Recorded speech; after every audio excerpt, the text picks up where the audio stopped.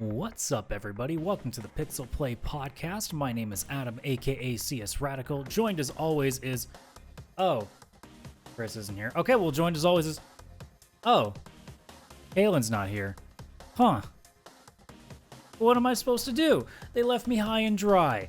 Well, I guess you're stuck with me this week.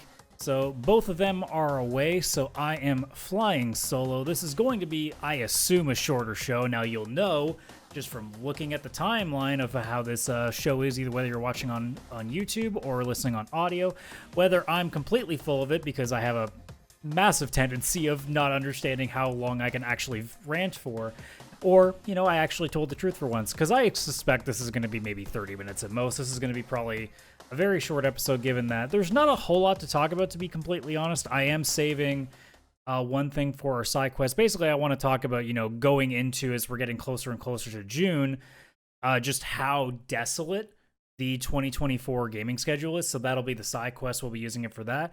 Honestly, this episode is going to be mostly just talking about the trailer for Assassin's Creed Shadows. We obviously were talking about what, you know, we thought going into it when it was going to be literally, you know, 7 days ago as this show goes on air.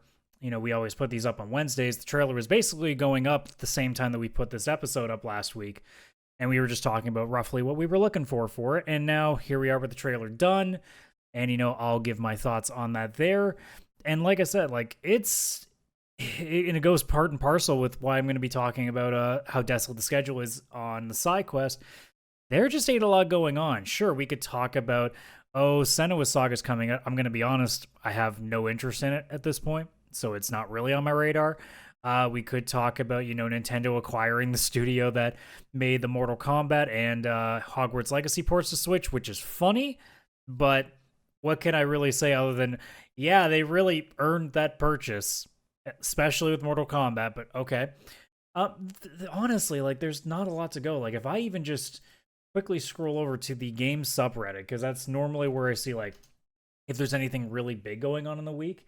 And even if I look at the top stories for the week, if I go for the last 7 days, now granted, I'm also recording this Tuesday, so you never know if something gets missed, but like, there's an article that just mentions, you know, that Ghost of Tsushima just became the biggest single-player PlayStation debut on Steam, surpassing God of War.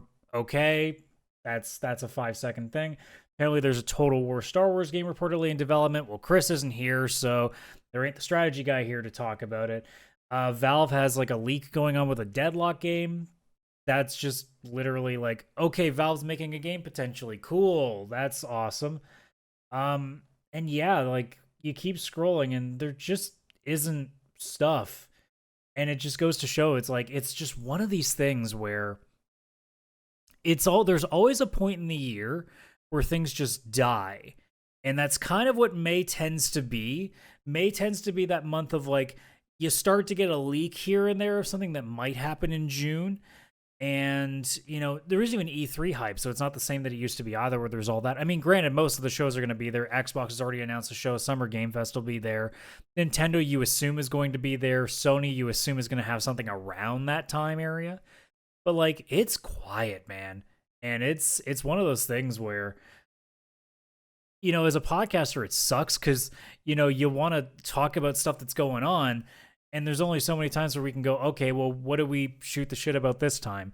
I mean, I could make up stuff for days. That is my skill in life. If there's any skill that I wish I could put on my resume, it's my skill to be able to bullshit. But it's not exactly a great thing to put on a resume at the end of the day. So, you know, it kind of leaves off. Although my temptation to put common sense on a resume sometimes is also pretty high, and I have to avoid that too. But yeah, like, there's not a whole lot present day to talk about. I mean, I could literally just go off about all these different retro games and stuff, but I don't think you guys need to hear me talk about JRPGs for the 915th time on this show. So we'll just move on to the big stuff. I'll talk about what I've been playing recently. A lot of people have been talking very positively about this game. I gave Animal Well a shot. It was on PlayStation Plus Extra, and I mean, look, I'll say it, like, I actually enjoyed it, but I maybe stopped about an hour in, and mostly just because it wasn't vibing, and it may be something that I can come back to maybe on a later date, but, like, I totally see why people love this game. If you're into Metroidvania-style platforming, it's fantastic, and visually it looks great. it just has a nice charm to it. There's a lot to it that like I totally wish that I was like all in on this game and would have finished it, but like I played about an hour into it. I was having fun, but I was also kind of getting lost as you kind of do in these games.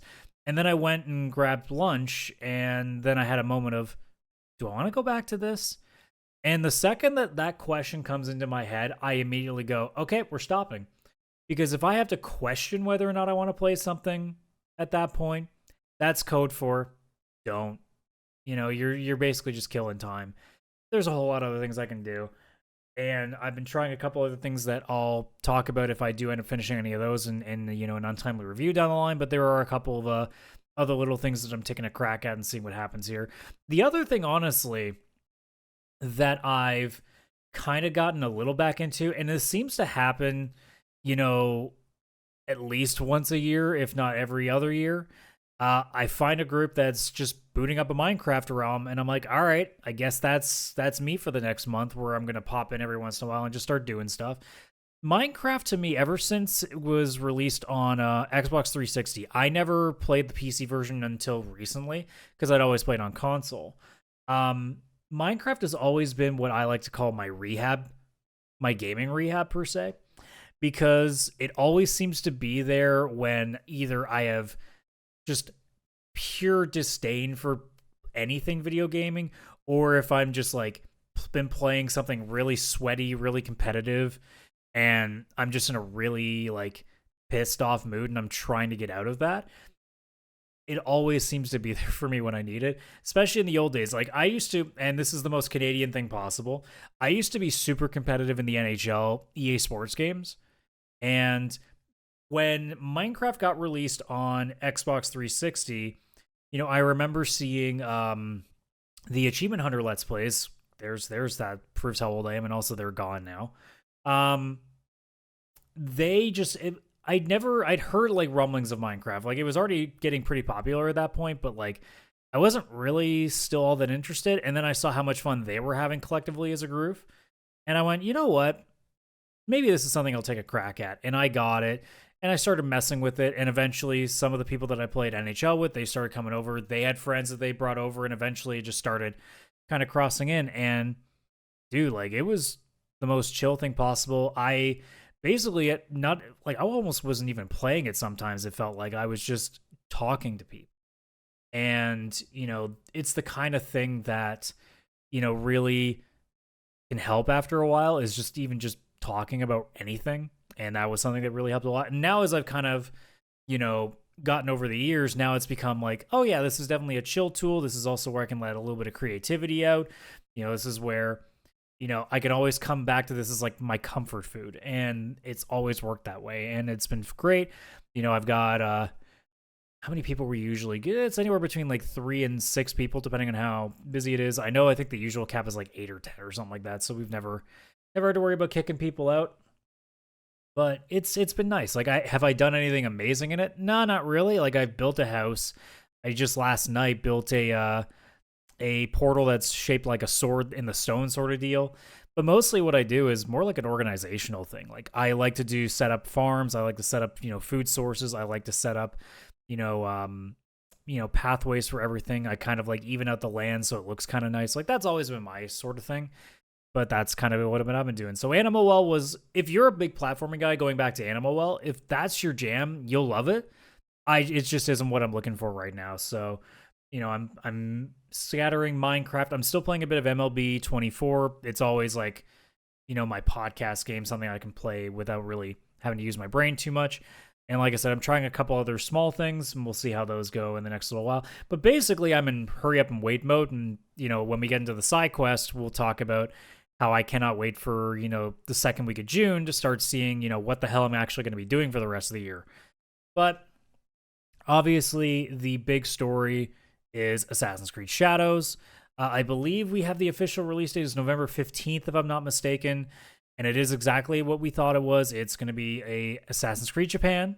It's what are you going to say? Like, it's samurai, it's ninjas. Now, thankfully, they took a different turn.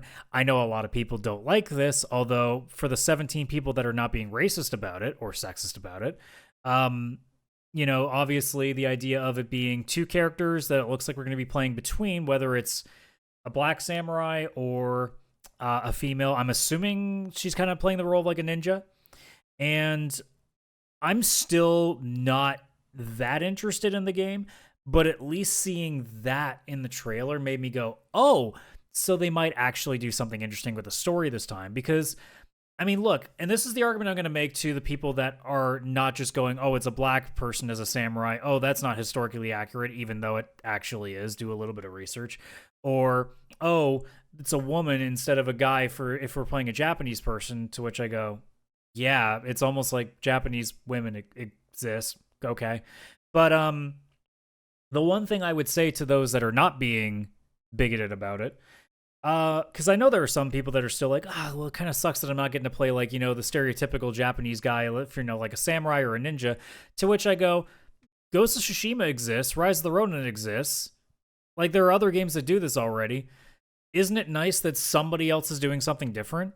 Isn't it nice that instead of the usual cookie cutter stuff that Ubisoft puts out, they're trying something a little bit different? Narratively, this means we're going to get a story that is probably unlike most, feudal Japan era games that we've gotten as of recent.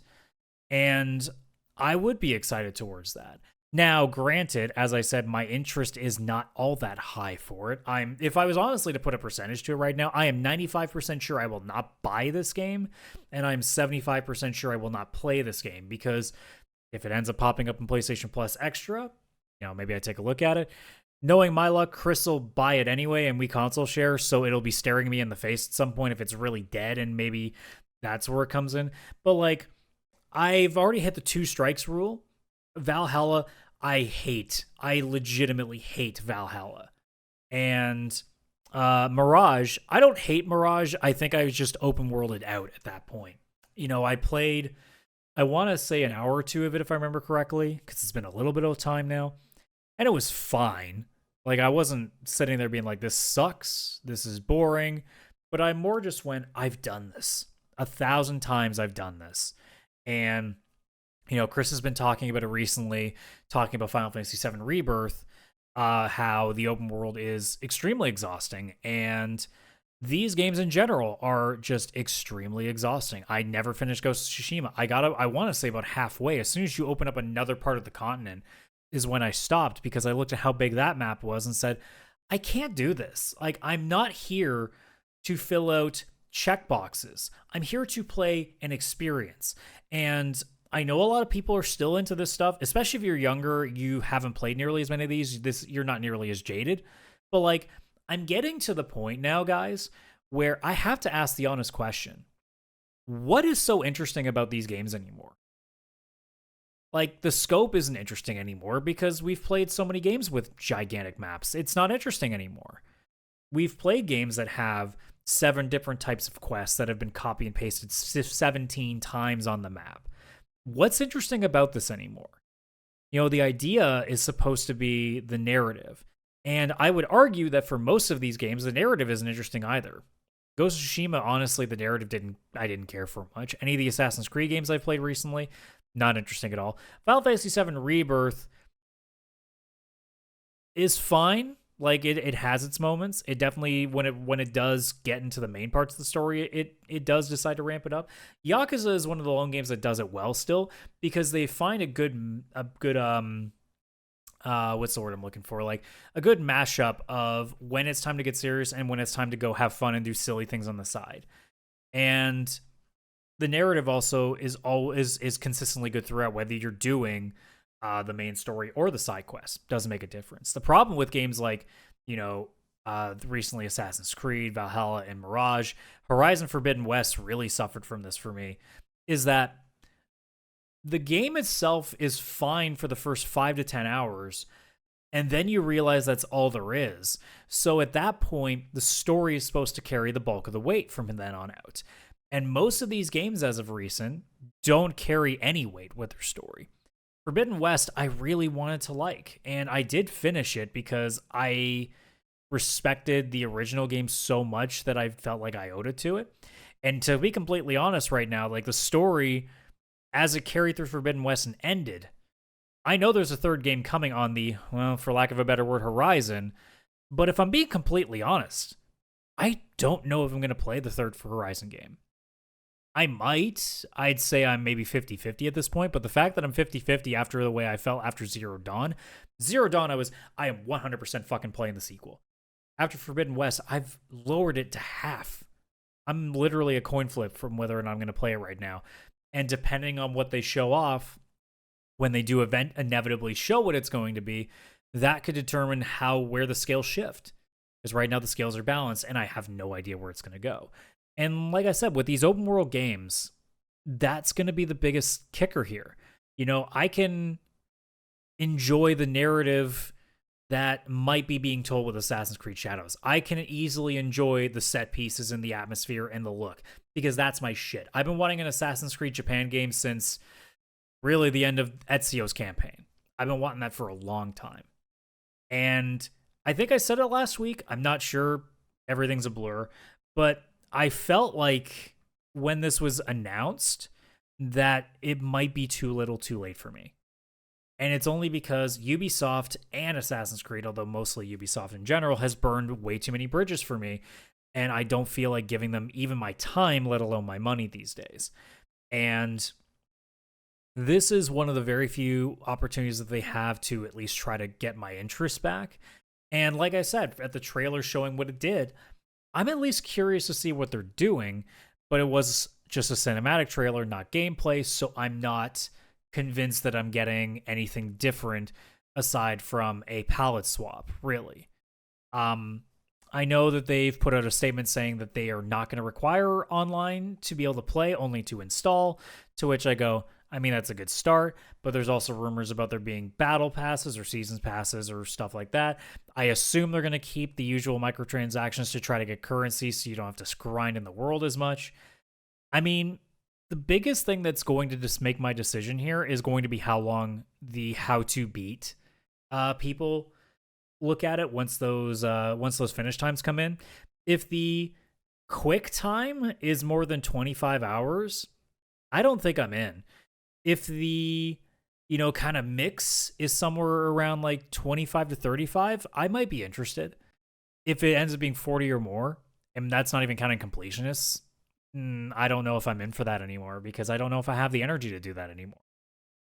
Like, it takes a lot, man, to get me to really sink into an open world. Like, I've tried with, like I said, Assassin's Creed. I tried with, Horizon Forbidden West and finished it, but I'm not proud of myself for finishing it. I should have stopped, honestly. What was Jedi Fallen Order is sort of open world in a way, but it's more like just open levels. And even then I wasn't that interested. Like, a lot of these games in general now, and Final Fantasy VII Rebirth was like the biggest case. Like, if there was any game that I was going to finish to completion, it was going to be Rebirth after how the first Final Fantasy VII Remake did. And even that one left me with a sour taste in my mouth because of that open world. And, knowing that, and my already lack of respect for Ubisoft as a whole, and on top of that, Assassin's Creed already pretty much falling away from everything that I liked about it. And it may just be, again, as I've said a few times now on the show, is I may just have gotten to the point that I've played so many of these open world games that none of them are interesting anymore because they all do the same things. And they're all making the same mistakes, which is the other big thing, is that they're all doing the same thing. The maps are too big.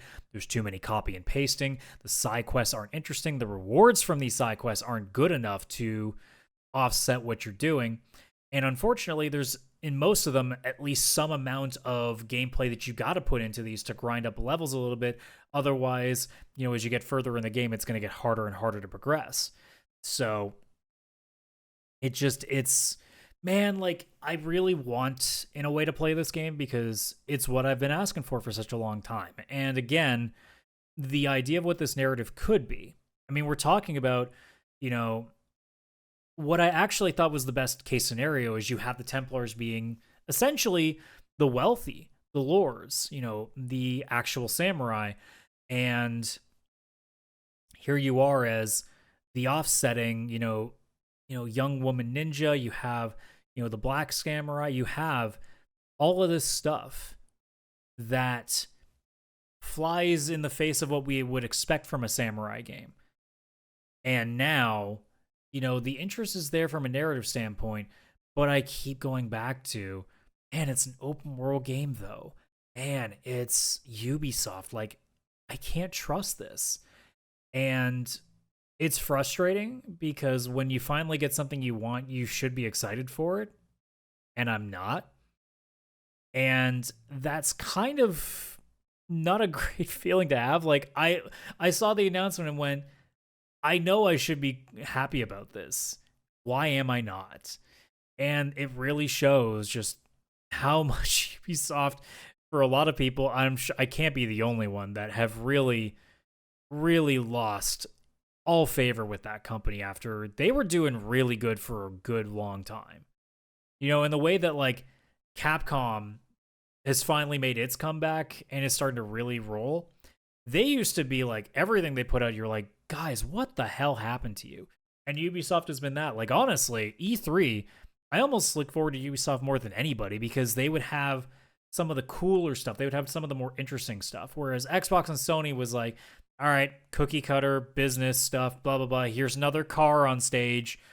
And then Ubisoft would come out and be like, bam, here's some cool shit. Bam, here's some cool shit. And we'd be like, huh, that's some really cool shit.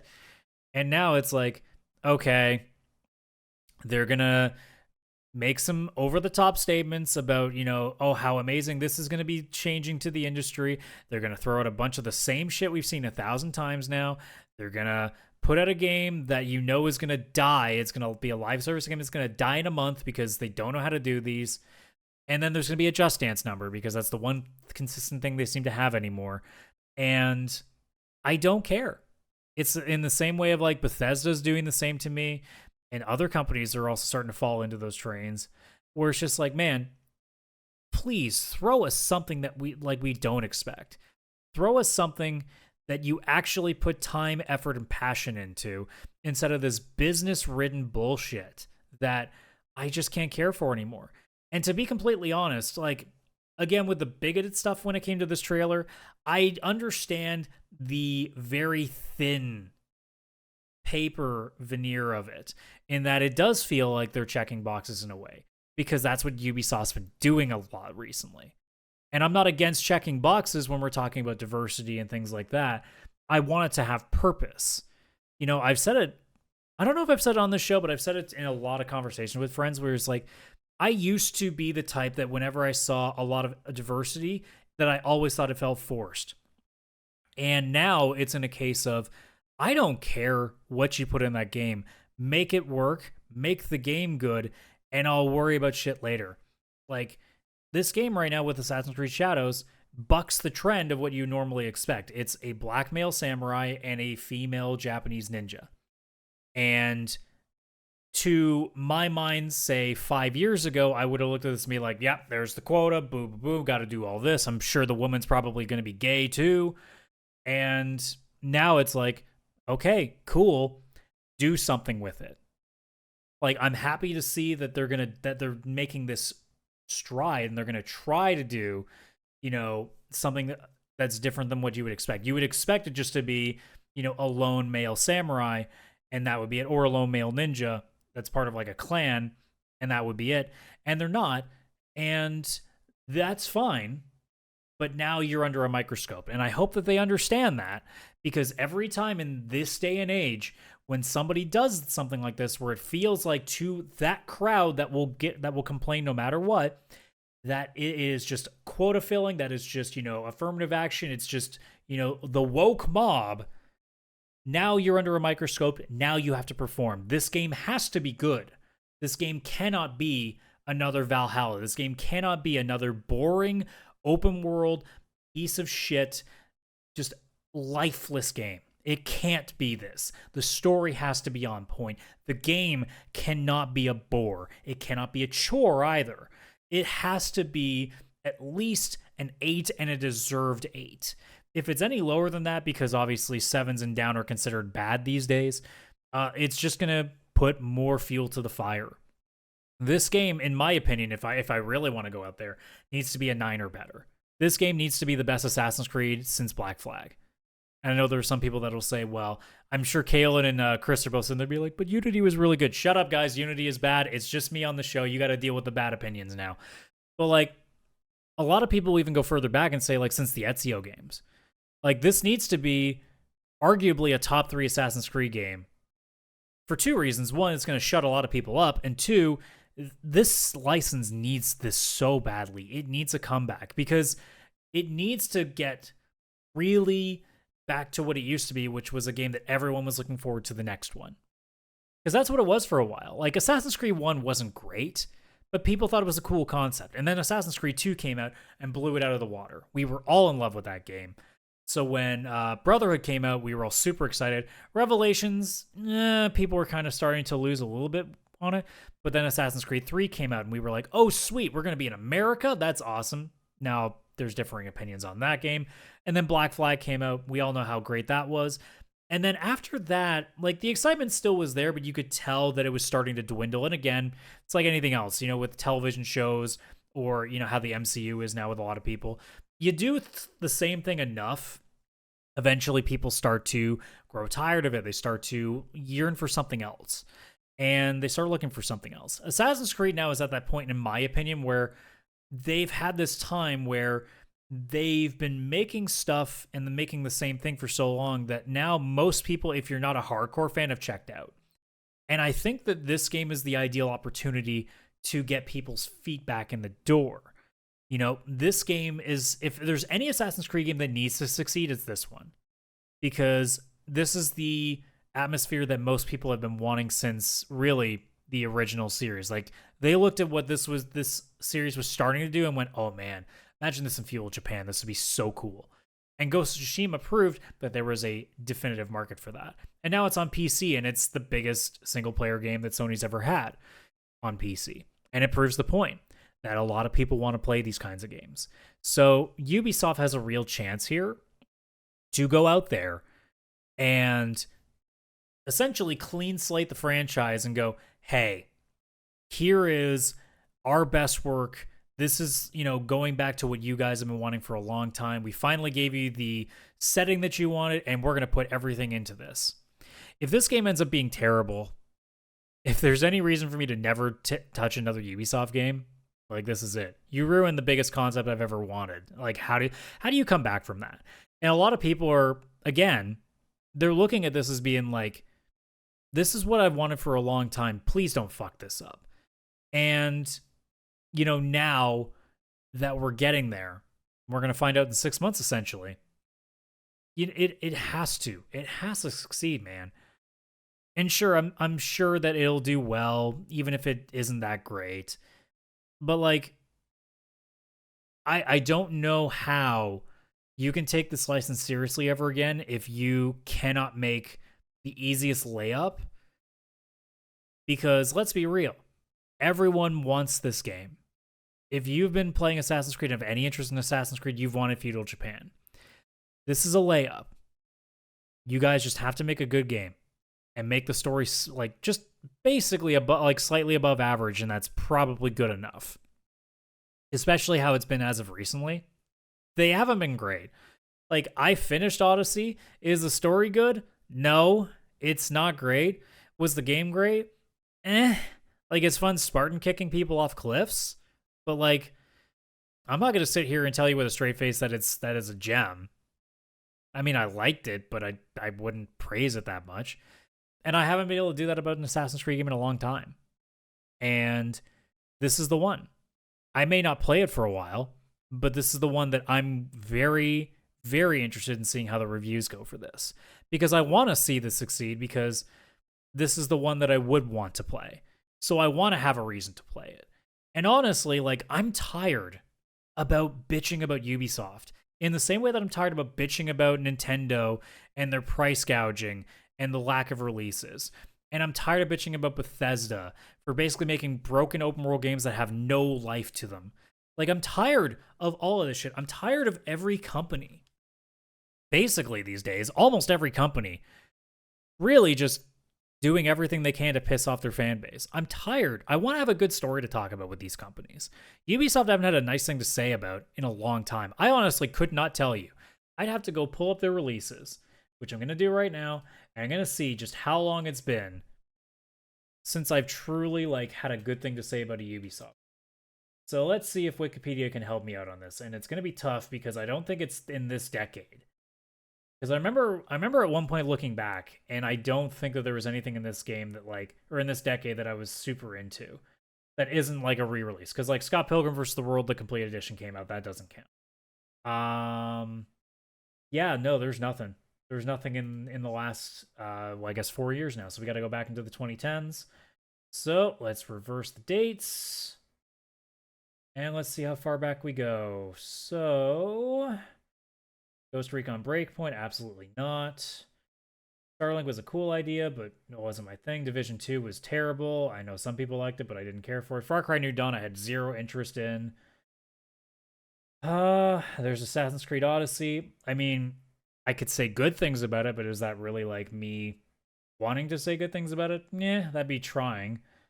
Far Cry 5, I liked, but again, I liked it more because I liked the setting, but the game itself wasn't like that interesting. It might end up being South Park Fractured But Whole. That might actually be it. That's 2017, so we're looking at 7 years. What's the last time where like I really had good things to say, like when it was really at its best? And now I'm really scrolling, because Division was supposed to be the big one in 2016. Wasn't that? Rainbow Six Siege, I mean, it's cool, but I'm not a competitive guy, so it wasn't really for me. I obviously said the other week that like I liked Syndicate, but like again, similar to Odyssey, I wouldn't go out of my way to say a lot of great things about it. Far Cry 4 I hated, and Assassin's Creed Unity I hated. Valiant Hearts: The Great War is a really cool indie game. Child of Light is a real cool indie game. Trials you can't go wrong with. Cicatrix, yeah, I mean we were definitely going into like the early 2010s. Like, it's been basically 10 years since I've really been like consistently praising Ubisoft, and that's really disappointing. You know, I shouldn't have to be at that point. It really should be a case of, you know, this is one of the bigger companies around, and they're putting out like, not everything's a banger. You don't expect everything to be a banger, but you'd expect like something here and there to be. And as far as I'm concerned, Ubisoft hasn't had one in at least 7 years. So I want this one to be the good one for multiple reasons. Like I said, it's the license that I've been wanting for a while. And two, man, I want to say good things about a company again. I don't like blacklisting companies. I don't like going, yeah, I don't care about this company anymore. Can we stop like talking about them? Which we can't, because, you know, we need stuff to talk about on a podcast, so we have to. But like, it's tiring, man. I hate being like annoyed at shit all the time. It sucks. Like, that's why a lot of more of the games this year I'm playing are more indie, because you can't really be mad at a company that you don't really know anything about. It's great. If you don't like the game, you just drop it and go, well, I'll move on to the next thing. But like, you drop a game from a AAA studio, you're going like, guys, you have all the money in the world. How come you can't make this shit right? Like, how come you fail all the freaking time? And that's been Ubisoft in a nutshell. It's like, guys, you were doing so good for so long, and then you decided that you had to be greedy, and you can't even make a functional game anymore. You can't make a decently fun game anymore. And that's kind of where I'm at. And I'm sure some of you that are listening, I'm sure Chris and Kaylan, if they end up listening back to this, will be like, oh, come on, you're being too hard on them. Guys, I can't say good things about this company with a straight face without going, but also they make a ton of really bad stuff and a lot of really bad decisions. And the owner is a piece of shit. Like, I can't say nice things about this company without the back of my head going, yeah, but Eve's an asshole. Eve's an asshole. This company has consistently made like really dog shit, you know, trying to steal every money, every coin out of you that they can. I can't. So I would like a game to come out and go, wow, look at the Metacritic rating. Look at the universal reviews for this. Wow, this actually has a chance to get like at least either nominations, maybe an award wins at the Game Awards this year. I want something like that because it means we don't talk about how bad the company is again. We don't talk about how Assassin's Creed is literally just, you know, going on top of buildings and getting vistas and then following people for 20 minutes because the game doesn't know how to do a tailing mission correctly. I'd like to have a game where that isn't the case. So Ubisoft, for the love of God, I don't know how long you've been producing this thing, but I hope that November 15th date means a couple of things. It means it's a finished game. I hope we're not doing day one patches because it's a broke-ass game. And two, I hope that you guys spent the right amount of time to make this game fleshed out, to make the narrative interesting, and to make this, I don't know, a game that people actually would like to play and would be able to say with a straight face that they actually loved.